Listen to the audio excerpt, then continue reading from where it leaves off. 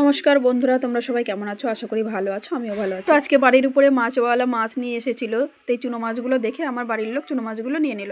তো এইগুলো দেখো, চুনো মাছ কাটতে কত সময় লাগে, কুটে বেছে ধুয়ে পরিষ্কার করে নিয়ে মাছটাকে লবণ হলুদ মাখিয়ে রাখলাম। তারপরে আমি কিছু সবজি বানিয়ে নিলাম, যেমন দেখো আলু, মূলো, বেগুন, টমেটো, কাঁচা লঙ্কা, সব সবজিগুলো বানিয়ে নিয়ে তারপরে কিন্তু মাছটাকে আমি ভালো করে ভেজে নেব। তো কড়াই গরম করে নিয়ে তেল দিয়ে দিলাম। এবার আমি মাছগুলোকে ভালো করে সুন্দর করে ভেজে নেব। তো আমার বাড়ির লোক এই চুনো মাছ খেতে খুব ভালোবাসে।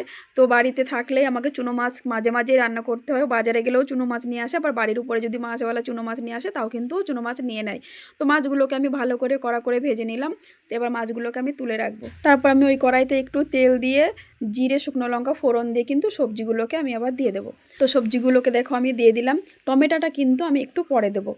বেশ খানিকক্ষণ সবজিটা নাড়াচাড়া করার পরে একটু লবণ, হলুদ, কাঁচা লঙ্কা সব কিছু দিয়ে কিন্তু ভালো করে সবজিগুলোকে কষিয়ে নিতে হবে। তো যেহেতু আমি বলেছি আজকে আমি চচ্চড়ি রান্না করব, তো চচ্চড়িতে কিন্তু এই সবজিগুলো দিলে বেশ ভালো লাগে।